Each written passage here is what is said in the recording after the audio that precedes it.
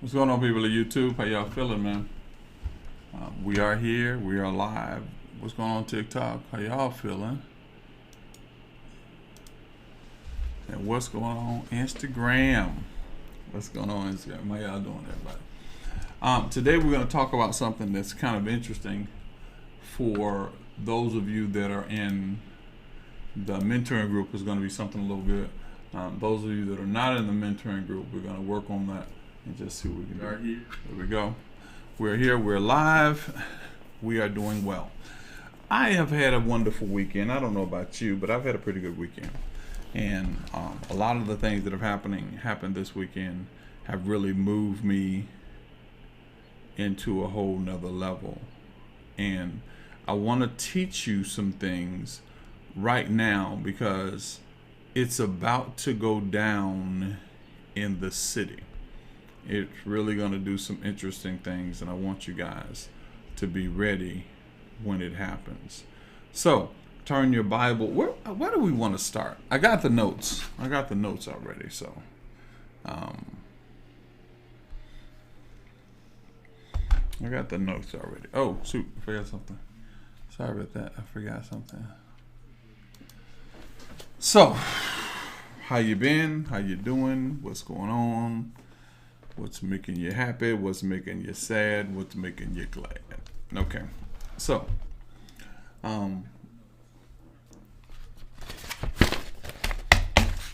if you are already there and have your, if you already have your app, then you are ready. Sorry, guys. Yeah, if you have your app, we're already about to do this thing. All right. So, one of the things that happens in our lives is we tend to get attached to certain things. And when we get attached to those things tend to distract us. So I'm going to talk to you about detachment. And we're going to start with Romans, the ninth. Here's my Bible. We're going to start with Romans. Yep. We're going to start with Romans, the 6th chapter. And Romans, the 6th chapter, the 19th verse. Now, this is going to be very important to those of you that are in relationships, those of you that are moving forward in some of the things that are happening in your life. This is going to be very important to you. So I want you to pay very close attention. So, because what happens is, no. We're going to go to John, the 10th chapter. Yeah, we're going to go to John, the 10th chapter. Because I saw the most... Guys, this was the most amazing thing I ever saw in my studies. And I've seen it, but you don't really pay attention to certain things. And like I said, I have the notes.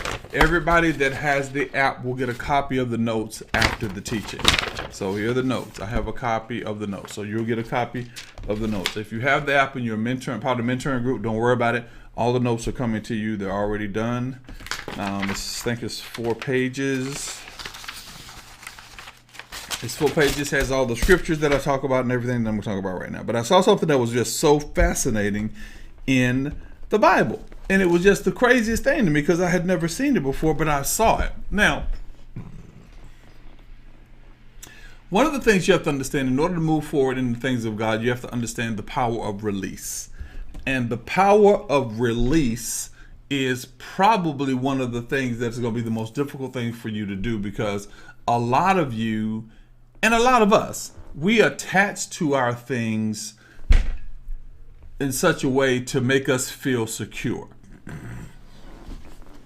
For example, you may have a car and you put wheels on it, you change the color of it, you change things on it. You attach because we attach to natural things to give us a feeling of ownership as well as a feeling of belong. So one of the things you have to understand is the number one attachment that we have as human beings is life. Yeah. We have attached to life in such a way that we don't want to alter it because we've been given a feeling of fear and feel that if we detach from it or we let it go, it's going to put us in a position where not only that we lack, but we're less than ourselves. We don't have those things. So, we buy houses, cars, money, family, all these things to give us a feeling of security, to feel like we are a part of this community of going on and doing those things.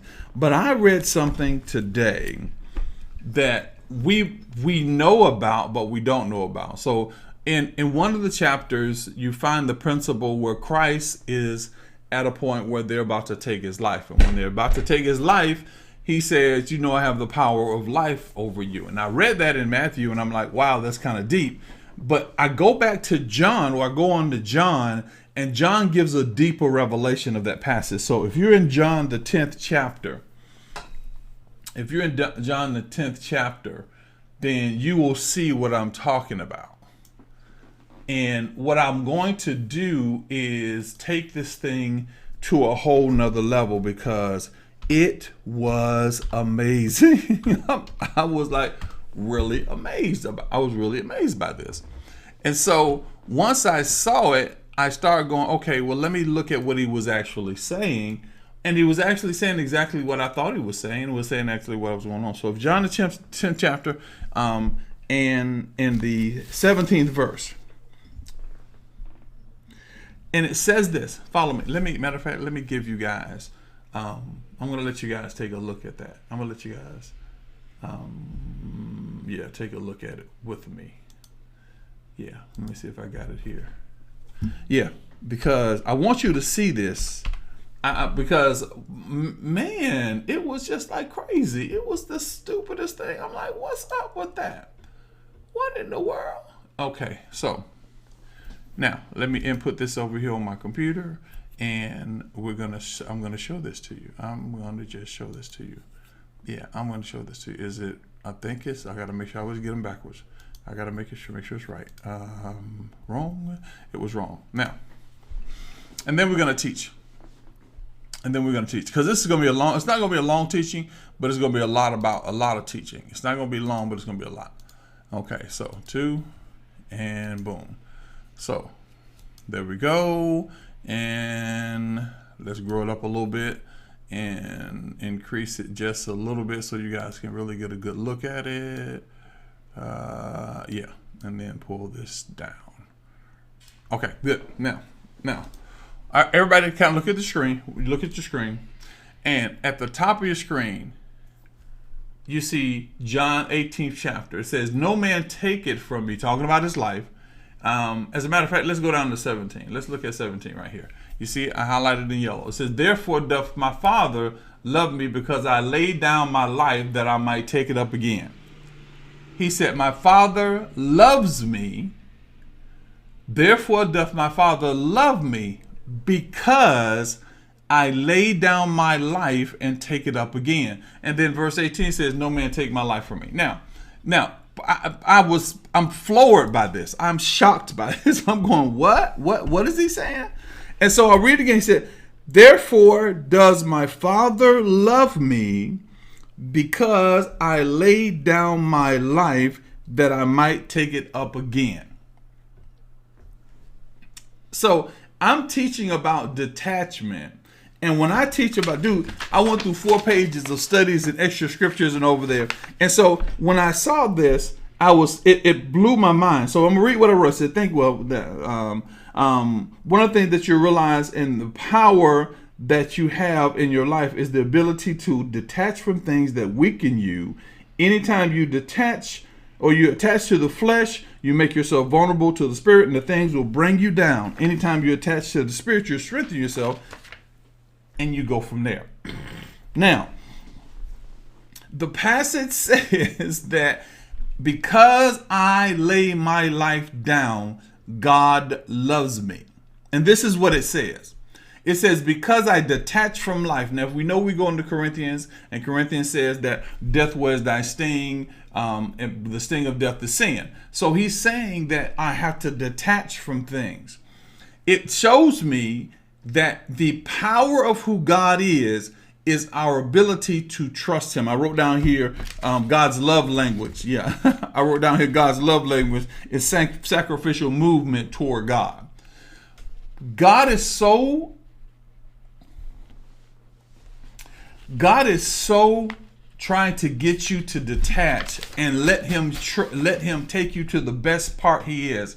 He's going, when you lay your life down. Now that is universal across the board. When you lay your life down, it shows that God loves you and it shows your love toward God. And so that means that the life that you have created and the things that you have done in your life and the things that you've accomplished in your life and all those things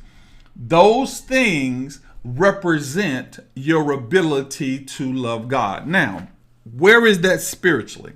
See, what I'm learning is we have been taught spiritually that laying down our lives is based on our love for our church. So when I do stuff for my church, that represents me laying down my life, which is not the truth.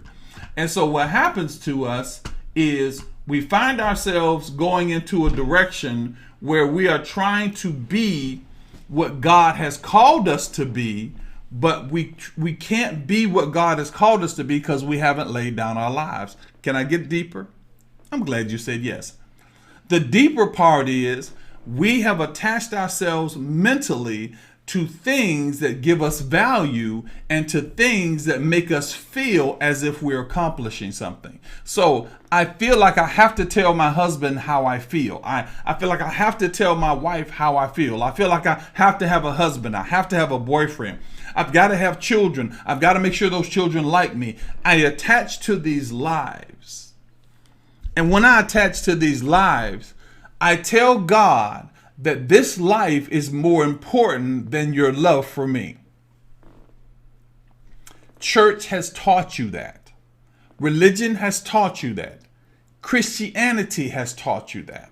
Because what God wants us to do is to be in a place spiritually that nothing and no one can hinder us.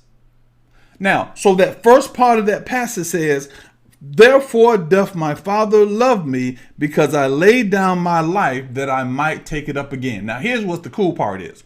He said, I laid down my life that I might take it up again. That meant I laid down my life at a point of vulnerability that I may not pick it up again. Stop it now. I may not pick it up again. I may not be able to do it again. I may not be able to grab it again. What I've done is put myself in a position where I am now at a place where God can totally trust me and I totally trust God. I know y'all love that. I know y'all love that. So I kept writing down and it said, and I've talked to my young man by the name of Michael. He's Coach of Love. And he said, now it says, anything that you attach to in the carnal weakens you. Now look at Romans, the 8th chapter. Yeah, look at Romans, the 8th chapter. And I think I wrote this one down. Oh, I didn't write that one down. Romans the 6th chapter. Romans the 6th chapter. It says, I speak in the manner of men because of your iniquity of your flesh. For as ye have yielded your members servants unto unrighteousness and to iniquity, unrighteousness unto uncleanliness and iniquity unto iniquity, even so now yield your members as servants of righteousness unto wholeness. Wholeness. He said the same power that you use and the same effort you used to put yourself in a position where you are living the La Vida Loca, living your life, that same effort you do that you did your sinful things when you were sleeping with everybody, when you were telling truth, telling lies, that same passion that you had when you were carrying your life the way you thought your life was supposed to be carried, he said, I carry that to be whole. He said, now carry that toward wholeness. He said, the same way you do this, I need you to do this. The same passion. So you want to be healed. If you want to be healed, how willing are you to do the same level of work toward being healed as you did to get diabetes, to get cancer? How willing are you to press in those same levels and those same measure of passion as you did? Okay, you were eating every piece of candy and donut and everything that you were believing, anything they told you, All those things are part of the life that you have to lay down. And what you have to do is lay it down at the same level as you did to get there. There are those of you right now that are overweight. There are those of you right now that don't have the finances you need. There are so many different things that are going on that you are dealing with right now. And what you have to understand is, he is saying there was power in your ability to make that happen. Remember, I told you last week, the environment that you're in, you created because you're the God of your situation. He said the same thing that you did to move toward iniquity, that same thing you should do to move toward wholeness. Yeah. And the funny thing is, both things were utilizing the power of your spirit. I talked about yesterday, I said, you know what, guys? Everybody is in the spirit. And they, oh my God, no, you're not. We're in the spirit. We're spiritual beings, so you're always in the spirit. You may not listen to it, you may not address it, but you're always in the spirit. So the key becomes, you will turn your spirit down. Can't turn it off. You will turn your spirit down to yell at your husband. You will turn your spirit down to yell at your wife. You will turn your spirit down to go ahead and sneak and eat another candy bar because you're overweight. You will turn down the volume of the thing that God is telling you so that you can do the thing that makes your flesh feel good. But he says, therefore doth my Father love me, because I lay my life down. Because when you lay your life down, you're telling God that I don't want anything in this world but your spirit to lead me. I don't want anything in this world but your spirit to lead me. I don't want money, houses, cars. I want nothing in this world but you to lead me. Why? Because in that power, I'm able to pick up a life that is not the life I may live, but it's the life that's designed by God. It says the level of yielding yourself in times past to your flesh, yield yourself the same way to holiness. The power to yield yourself gives God the power and gives you power and strength.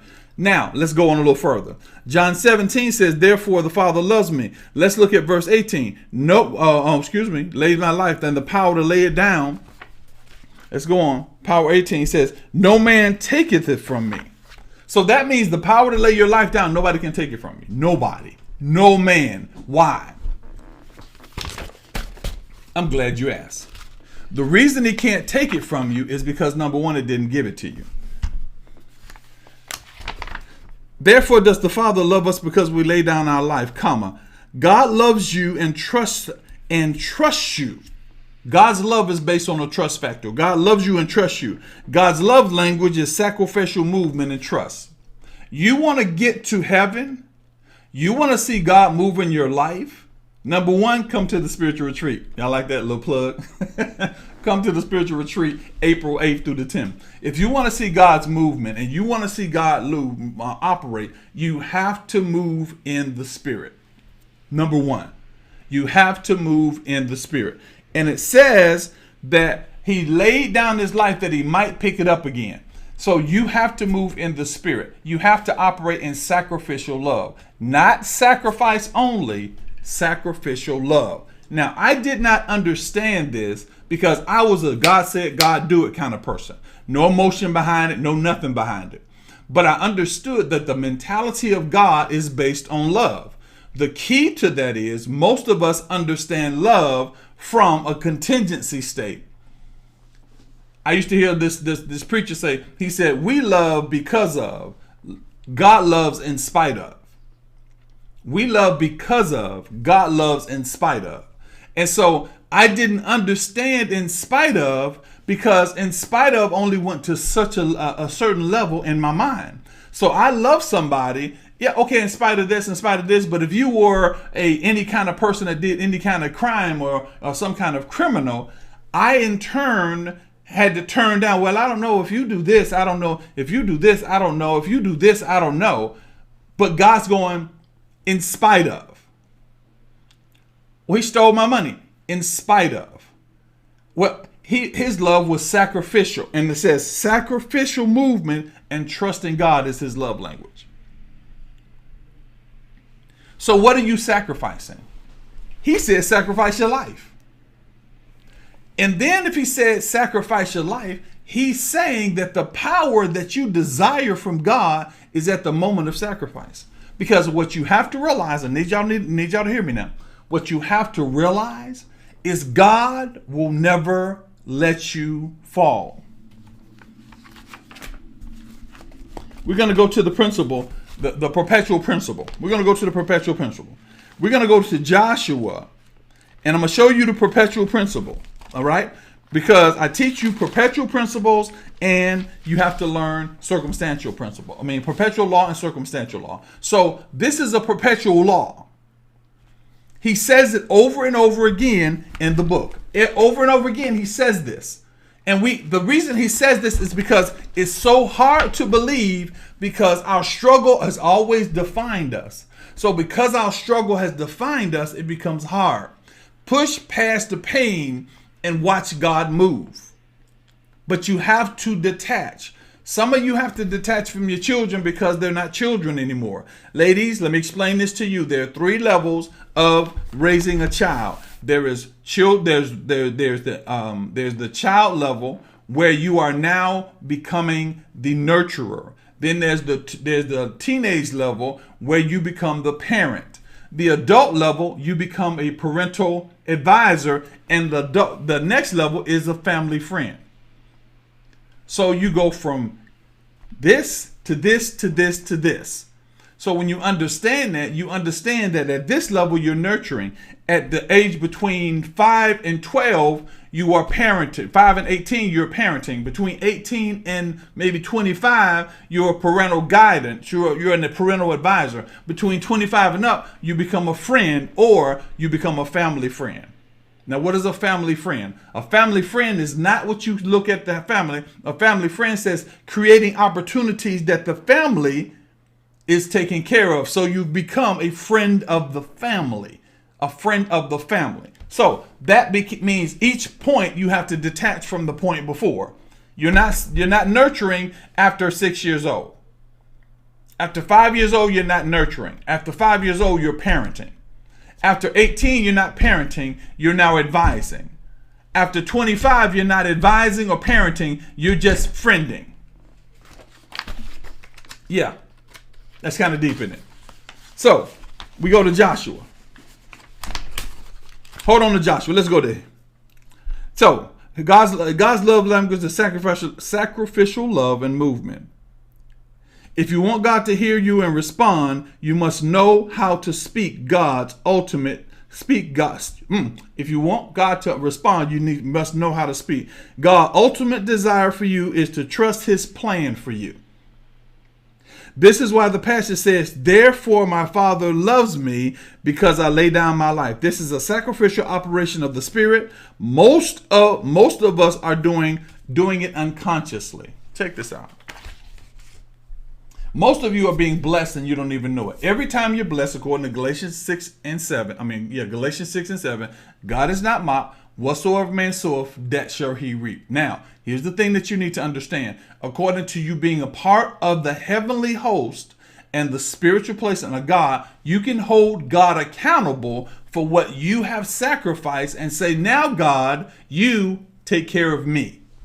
But you have to operate on the Spirit. So now you have a need coming up. Something is taking place.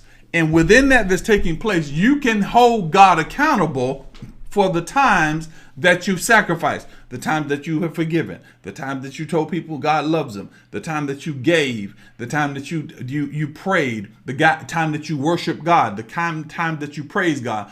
All these are places that register in heaven that place a blessing or place a what's that called? Reciprocal movement in your life.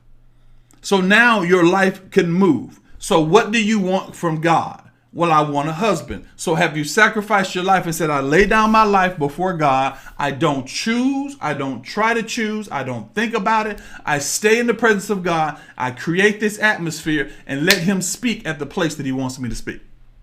Have you done that? Probably not. So your unconscious blessings are what keeps you going day by day. They're the ones that keeps the grace going on your life. They're the ones that keep your spirit active when it comes to things of God. So what those things do is put you in a position where you are operating at the level where God is. You got me?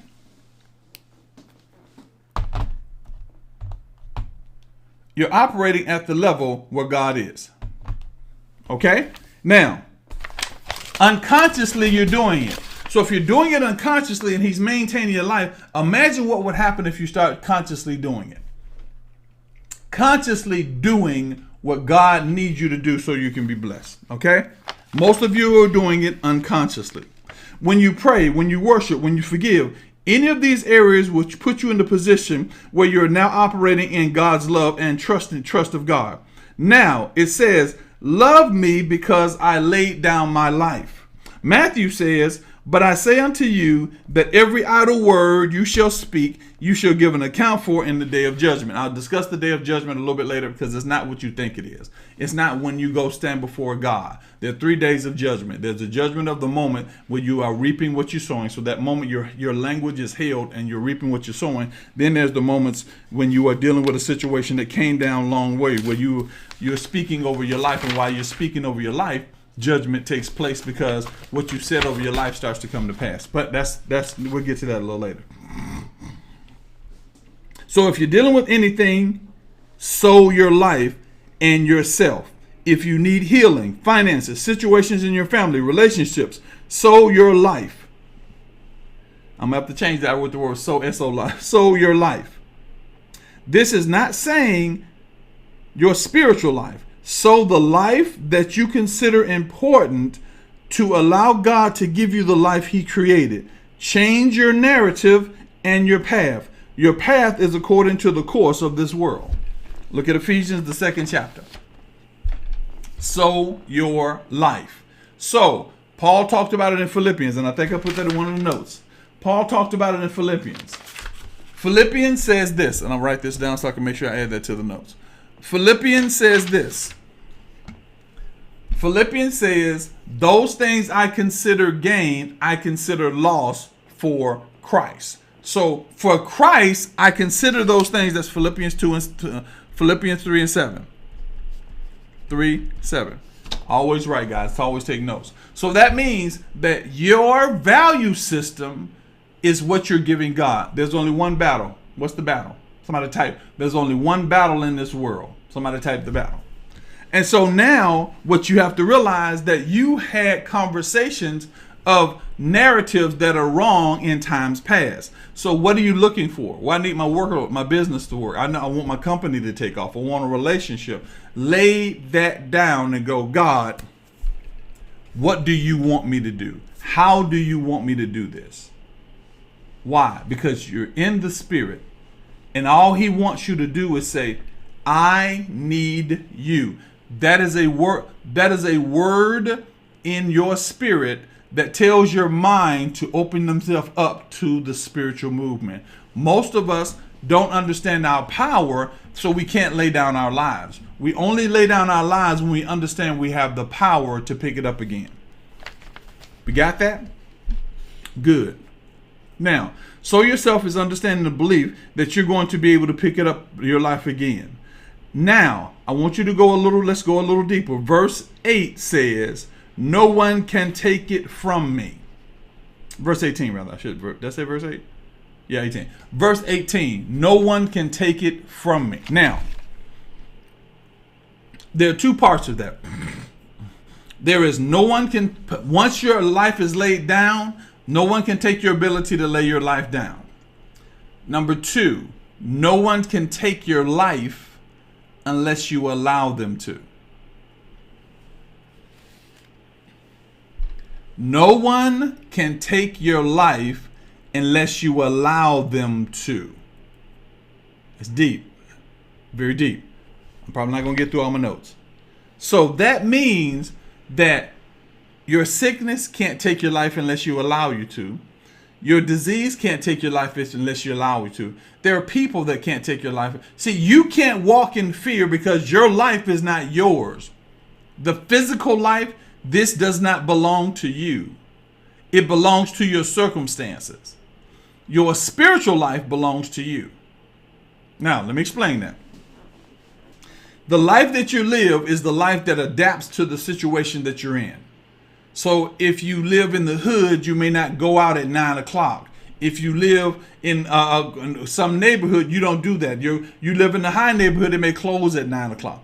All these things are situations that are not determined by your spirit. However, in your spirit, because you are yielded to your spirit gives you the benefits of living wherever you live.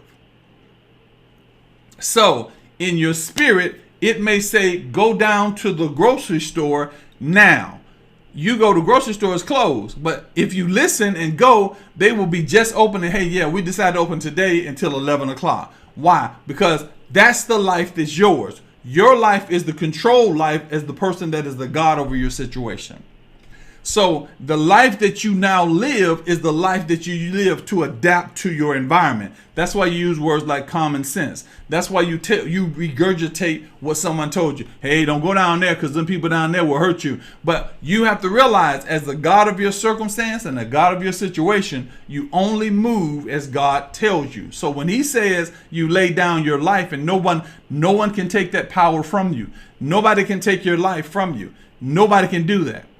And when you understand that, then you understand that your movement is not based on the people that like you or dislike you. Your movement is based on the fact that you have life and no one can take that life from you. Let me take it deeper. What you're looking for in your life, let me take it even deeper than this. Somebody look up insurance. The insurance has a book on death, all the ways you can die.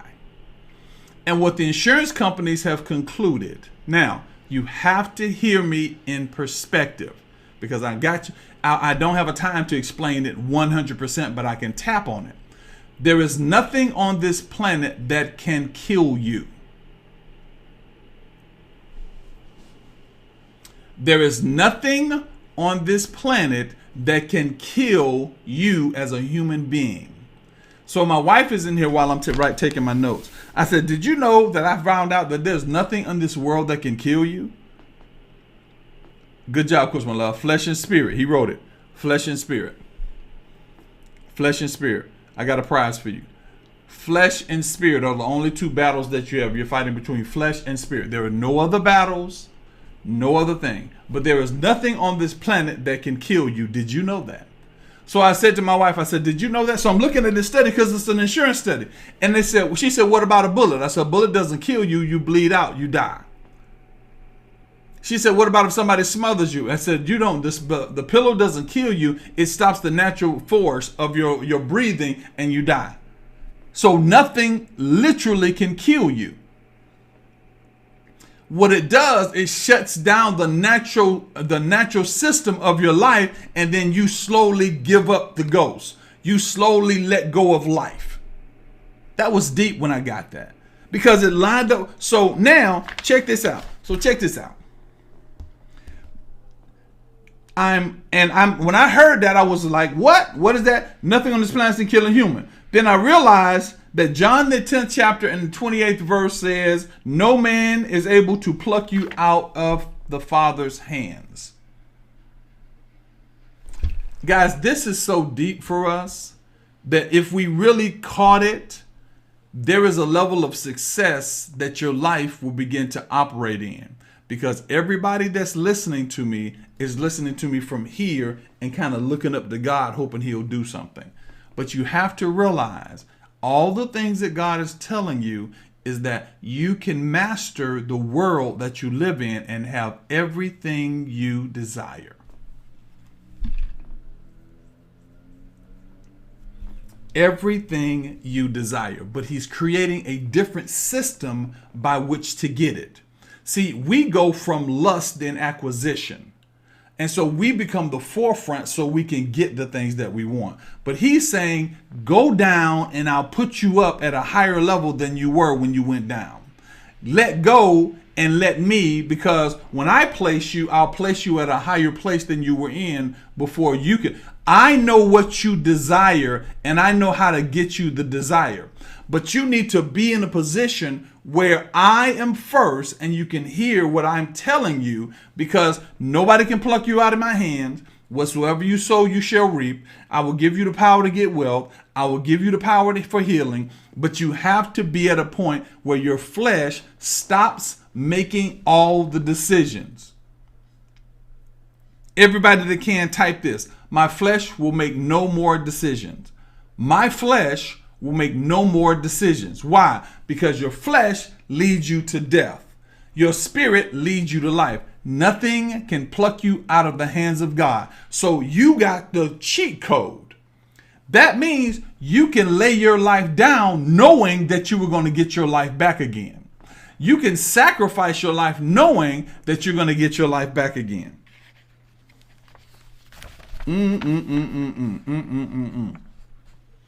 So nothing can take your life.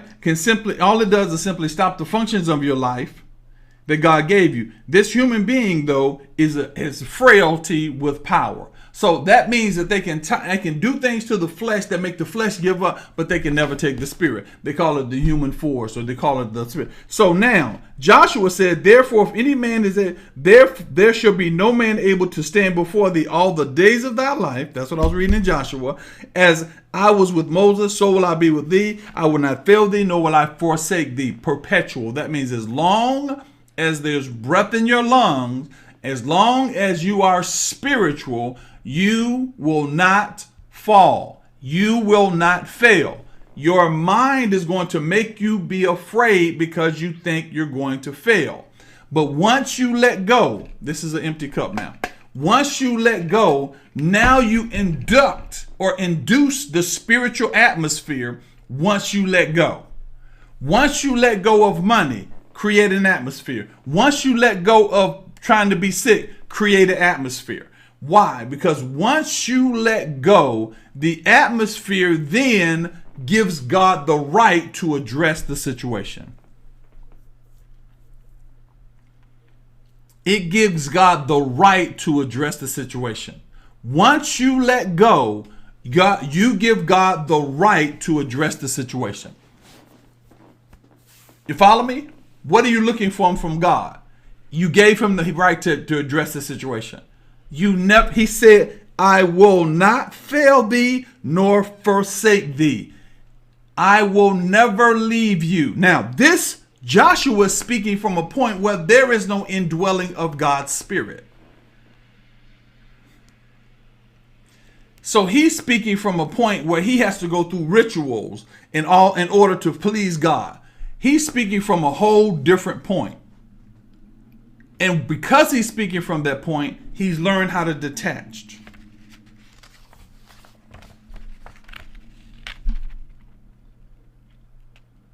He's learned how to detach. You've been placed in a situation where God is asking you to lay down your life. Now he wants to empower you to pick it up. To lay it down is the strength and ability to trust God. To lay it down gives you the ability to defeat the enemy, because the enemy has nothing over you. It can't stop you. It can't hurt you. If you lay your life down, he can't take your life from you. Now, this is going to be scary for people that need healing, especially those that need healing in specific areas. So let me teach you something now, guys.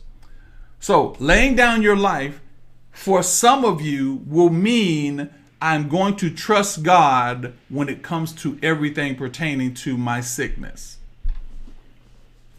You have been conditioned to believe that everything. Wow. Judy said, the day I found this teaching, I came out of severe pain. Judy said, my pain went away when I got this teaching. She just said that on TikTok. When everything that you have to realize is your flesh is what holds the sickness. Your spirit is what holds the cure. Somebody write that down. My flesh holds the sickness, my spirit holds the cure. Why? Because the person you are is spiritual. And if the person you are is spiritual, that means the power comes from the spirit. Your flesh holds the sickness. Right now, I'm sneezing, but that's in my flesh. My spirit holds the remedy. My flesh holds the sickness. So now what you have to do is make the flesh, hear me, make the flesh listen to the spirit. Or you listen to the spirit and make the flesh do it. The flesh is the low man on the totem pole, but we try to make the flesh the high man on the totem pole. It's spirit, mind, and body. The body is a servant to the agreement of the spirit and the mind. So your flesh is the low man on the totem pole. The problem that most have, I don't believe in problems. The challenge that most people have is you've lived in the flesh so long that when it came to a point where you start to living in the spirit, your flesh is the only battle that you have. And what you're fighting is not really flesh, darling. What you're fighting is habits from your carnal mind. You're not fighting your flesh. This flesh is not flaring up. Your hand is not just jumping around and doing what it's doing. You're fighting a mindset that is based on the feeling of your flesh. That's what you're fighting. So if you want to get healed from any sickness, you have to face death and master life. You have to be in a place where God, it's all you or it's not. You have to be in a spiritual place to go, it's God or it's nothing. A lot of you, that's scary because you don't want to leave. You're not ready to die. Now, you don't have to. Hear me. He says he gives you the power to lay it down. He gives you the power to pick it up. But you have to lay it down. Why? Because sometimes there's a different view from the bottom than it is a view from the top.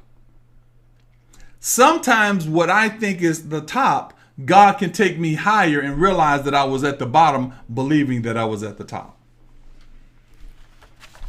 Run that around in your head. You have to be willing to detach from life to gain life. This is why I tell you that there's only one battle, flesh and spirit. Thank you, Mike, from Coach Your Love. Flesh and spirit. That's why I call it the detachment. This means your life has to be laid down to the point of release. Where it says where you're willing to say,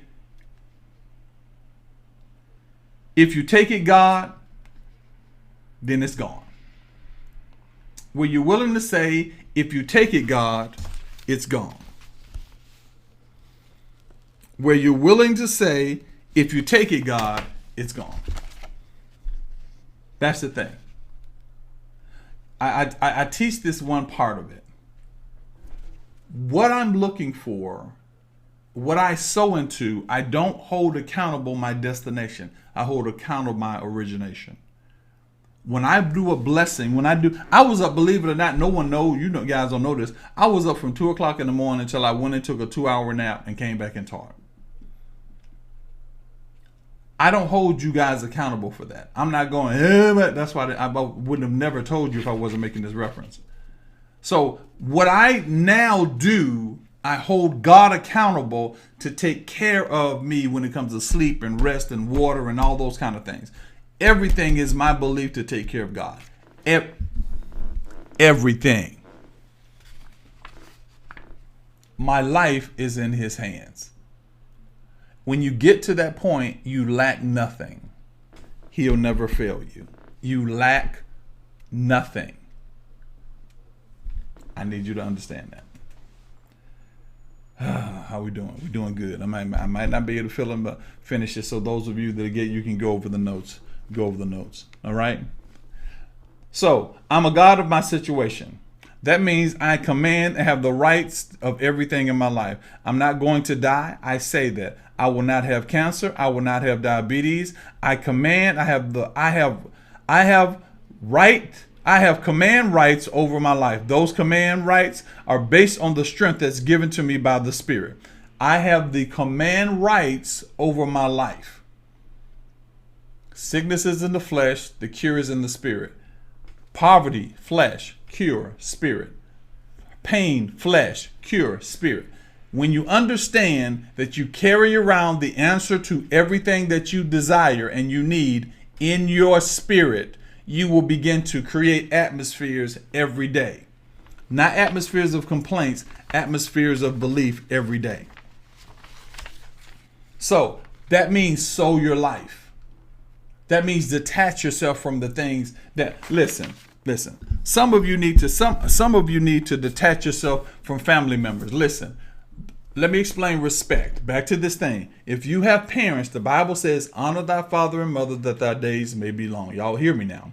So at the point of nurturing, that's the point where you honor. At the point of child from 0 to 18, that's the point of honoring because you're receiving teaching. So that's honor. At the point of 18, your honor is not the obedience to your parents because your parents aren't the parents now. They're parental advisors. So that means you have the ability to say, no, that's not good for my life because I have my own spiritual connection. When it becomes befriending, you don't listen to them from a point of them running your life. You listen to them from the point of agreement in the spirit. If that doesn't agree with your spirit, you cut it off. Hear me, parents. If it doesn't agree, because you are a spirit of your own now. When you were sucking from the breast, when you were learning from your parents, those are areas that your honor is not the fact that you listen to everything your parents say. Please hear me, all my Catholic friends. Your honor is the fact that you have grown from the teaching they've given you to an individual spiritual movement that you are waiting for agreement. If it does not agree with your spirit, it is not real to you. I don't care who they are. I don't care if you love your mother with every part of your being. Honoring your mother is not following what she says.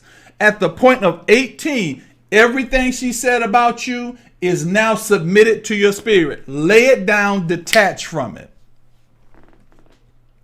At the point where you are now operating in your own spirit, she is an advisor. You either take the advice or you detach from the advice. If she told you were ugly, fat, dumb, crazy, crippled, cross-eyed, bow-legged, anything she said from that point on, ladies and gentlemen, is non and void because you've detached the moment you've detached from those positions. Stop feeling guilty because they feel that you should run your life a certain way. If you are operating in the spirit, they have no say in your life. God has the only one to say is in your life. Why? Because you lay your life down and you pick your life back up. That's bottom line. You detach from that stuff. Now, I didn't catch you when you were 18, so I apologize. I wish I was there. I would have told you the same thing. The moment that you graduated from high school, decided to go to college, you should have detached from that point on. But because mothers have taught us fear and scare, somebody's going to get you, somebody's going to rape you, somebody's going to shoot you, somebody hurt you, they instilled fear in the children. So what happens is the children never left to honor God and move in the areas that God had for them because they were so afraid of what was instilled in them in the parents. So some of you are living with depression. Some of you living with, you haven't gone any further. So now here I am, Uncle Dallas, telling you, let it go, detach. But my mother, no, but my dad. Yes, you love them. You walk around and you respect them when you're at their house. But if they are operating outside of the Spirit of God that is inside of you, let it go. I got to go, sweetie. I need to move. My mother passed about a year ago. No, it's not even been about a year, but about 9 months ago, my mother passed. And when my mother passed, no, it's been a year now. When my mother passed, before she passed, we were talking. I have 6 sisters. There's my sister Portia, which is normally on my Instagram, and then I can go down the list of the rest of them. And when my sister was talking, the Bible says, I got you. I heard you. What if I heard you? My mother said, she said, my son and my daughter don't feel me like that. And I said, what do you mean by that? She said, whatever you say. I said, because Mom, you've been trying to control us with emotions. If you're taking care of your parents, there's a young lady said, what if you're taking care of your parents? If you're taking care of your parents, they're still in advice mode. you are now praying over what you should do for your parents because the remedy is in your spirit. You have to learn to become spiritually minded and address the spirit, not address everything that is flailed at you. Parents that take care of you, my mother was in a convalescent home and she said, well, don't even visit me no more. That stuff hurts you because you've not allowed yourself to detach from it. Okay, let me teach you how to do that. All right, you ready? I'm going to teach you how to do this. Okay, detach from it. Watch this, watch this, watch this. This is perfect. When I open this up, I detach the top from the container. Follow me. Why? Because as long as the top is closed, I can never see what the container needs in order to fill it up. Got it? So you're taking care of your mother. You have it locked down. She's your mama. You holding on to the mother. You're holding on to all those things. But as a person that is spiritual, you sometimes have to operate beyond the attachment to the thing that makes them whole. You have to figure out what does God need to put in there. Now, she's going to think that she needs to stay closed. She's going to think that she needs to do this. But she's not taking care of herself. You're taking care of her. But you're taking care of her from the standpoint of being someone that is giving her what's necessary for her to live and maintain life. I'm going to take this a little bit deeper. My mother, before she passed away, had a brother. His name was Jerome. My Uncle Jerome, which I love with everything that was in me, my Uncle Jerome had a stroke and was in a coma.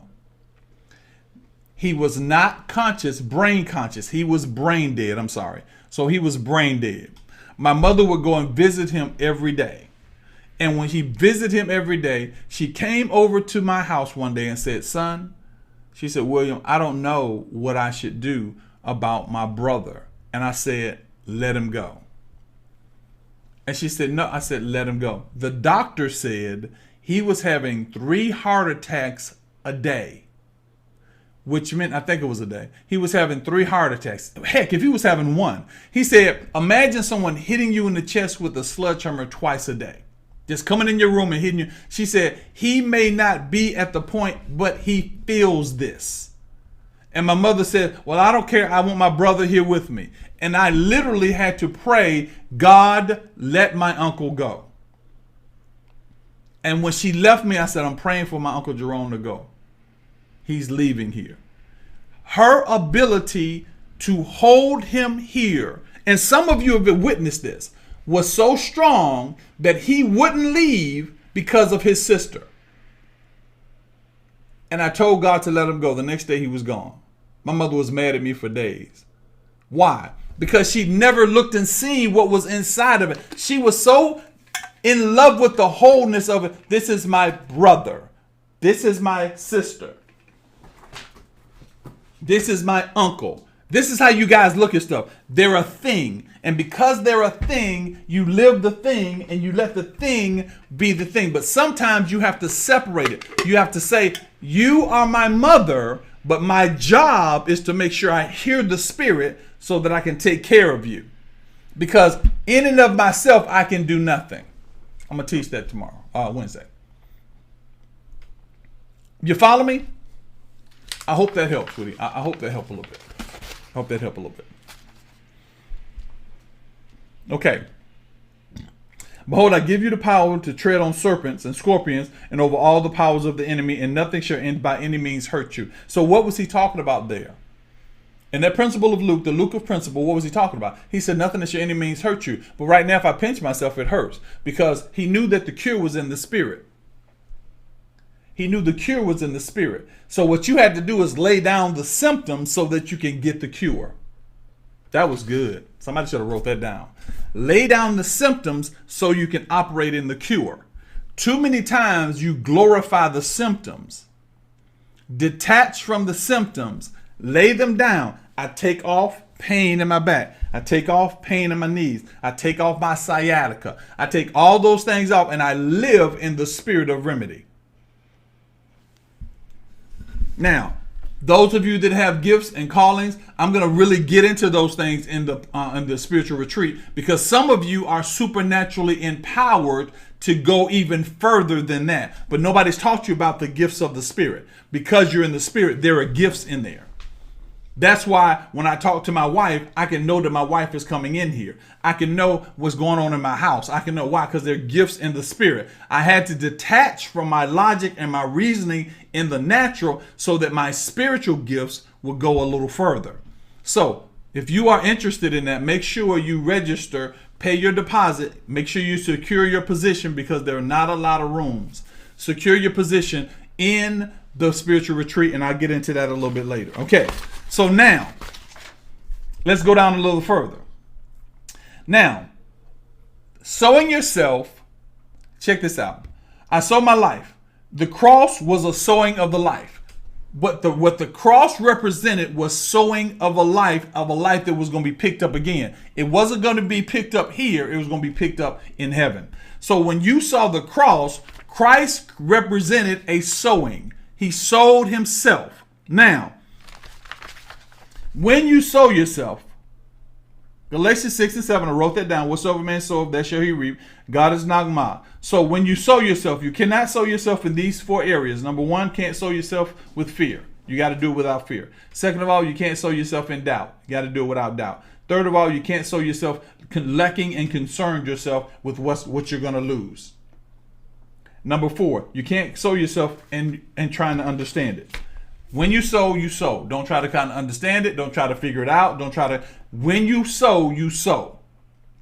Sow yourself, you sow. You sow yourself in it. Don't sow yourself in doubt. Sow yourself and let it go. Here, baby, put some water in there for me. Over. Don't concern myself with it. I go to the next thing my spirit has to be dealing with. Because what happens to a lot of us is we are operating in so many different worlds that our minds can actually do, because our spirit gives us the power to do it, but we begin to sow in doubt. Now, can I give you guys a little bit of a kiss from God? Okay, let me give you a little kiss from God. If you sow without fear, if you sow in fear, if you sow in doubt, if you sow concerning lack, if you sow with trying to understand because you desire to understand what you're doing, he still will bless. He's still going to bless you. That's why Galatians says God is not mocked. Whatever you sow, you're going to reap. Whatever you sow, you're going to reap. Whatever you sow, you're going to reap. Now, here's why the concern is. If you sow it in fear, you're constantly worried about the fact that you sowed. And what you do is you distract yourself to the point that you'll eventually leave what you sowed because you're afraid it would never happen, or you won't sow at all. Second, sowing in doubt does the same exact thing. When you sow in doubt, you then give value to your flesh and you never take in consideration the remedy. If you sow concerning the lack, if you let go of something, it's coming back to you. But what it's going to seem like is years before it comes back. Why? Because you're going to be sitting there trying to watch the water boil. And finally, you're not going to understand everything. That's just the way it is. You're not going to understand everything. The things that he will allow you to understand, he'll tell you. And when you understand them, you follow from the process of understanding. You're not going to understand everything. We are arrogant in the fact that we want to understand everything. We want to know what it's like and how. I don't need to know that. I just need to know God. When I do it, it's going to do what you said it's going to do. Yes, end of conversation. I'm sowing my life with the understanding that if I sow it, it multiplies. Sowing is multiplying. God is not addition, he's multiplication. The Spirit is multiplying. You're detaching from the things that hinder your growth. He incubates your life and gives it back to you. So when you look at a woman and she puts a seed in, he puts the seed in the woman and it connects to the egg. The seed is life, the egg is potential. Did y'all hear that? The seed is life. Don't worry, it's written down here. The seed is life and the egg is potential. She incubates it and gives it back bigger. Both things detach from their original position. The egg detaches from its original position, scientifically speaking. The seed attaches from its original position, and what happens is they create a potential that's greater than the two parts separated. When you lay down your life, you put yourself on a higher level of potential than you did when you hold on to your life. He said, if you hold on to your life, you'll lose it. If you hold on to your life, you'll lose it.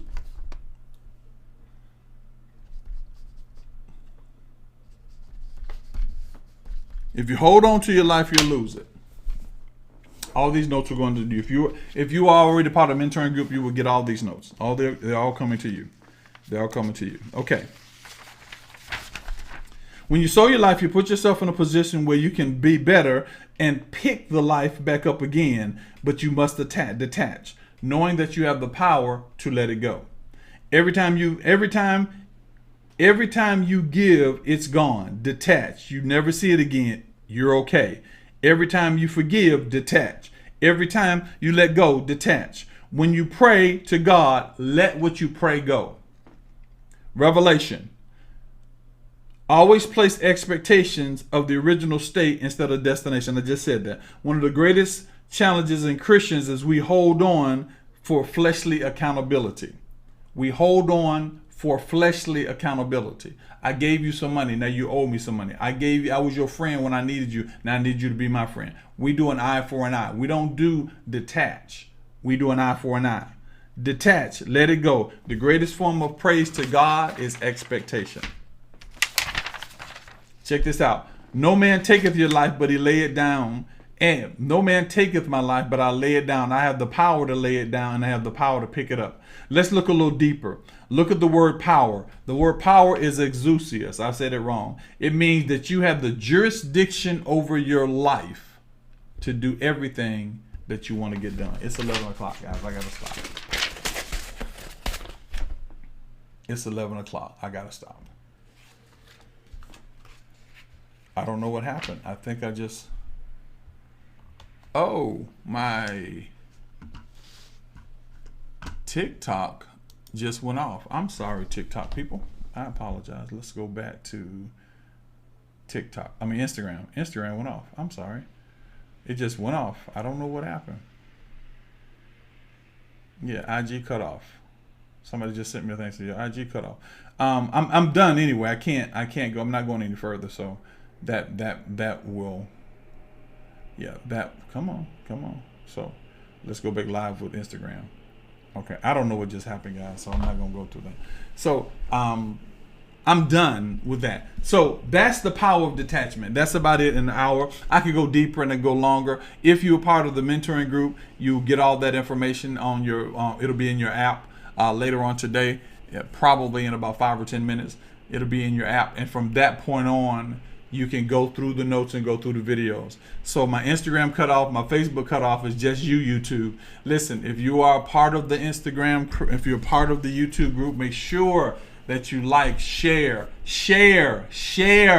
Go there, share it on everybody on your contact page. It won't be a pain. They will love you for it. Share. If you're going to be a part of the mentoring group, make sure you send a note down there. Mentoring group is free. April 8th through the 10th is the spiritual retreat. I'm excited. It's going to be amazing. You've not seen anything like this ever in your life. We're having a jazz night. Somebody suggested that I take the matrix and go through the matrix and show you the spiritual aspects of the matrix. Maybe. The other thing is, it's 2 nights in the hotel. Your food is covered. So you have one price for 2 nights in the Marriott, for dinner Friday when you get there, breakfast Saturday, lunch Saturday, dinner Saturday, breakfast Sunday. You all get to spend time with us. There's some other little goodies that we give, and there are single occupancies and there are double occupancies. If you do not have that information, make sure you let me know and I'll get that information to you. I will say this, I don't want to lie, and I'm not going to lie. Seats, rooms are limited. Rooms are limited. Now, this is not free.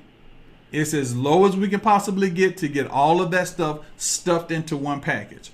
Once you pay your deposit will hold your room.